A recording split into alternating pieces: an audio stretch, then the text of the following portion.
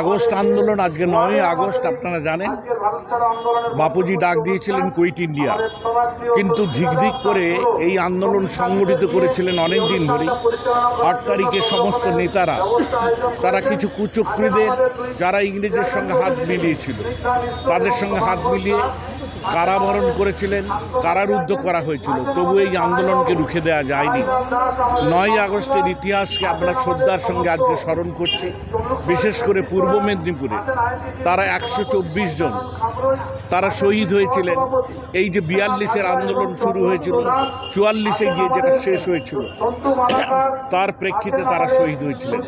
তাদের শ্রদ্ধা জানানো এবং আদিবাসী সমাজের মানুষ, কারণ আমরা সাঁওতাল বিদ্রোহ, সিধু কানু লহর, চুয়াড় বিদ্রোহ থেকে আরম্ভ করে সব কিছু আমরা ভুলে যাইনি, তাকেও আমরা স্মরণ করছি।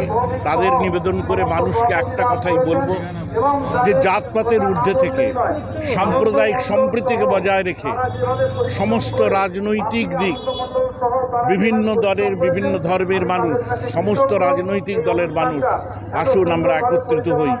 আমরা কোনো মূল্যেই কোনো সন্ত্রাসবাদীর কাছে মাথা নত করে ভারত ভাগ হতে দেবো না, কোনো মূল্যেই বাংলাকে ভাগ হতে দেবো না। তবেই হবে আজকে প্রকৃত শ্রদ্ধার্ঘ নিবেদন। এ নিয়ে আজকে উত্তর দেওয়ার কোনো, আজকের দিনে উত্তর দেওয়ার নয়।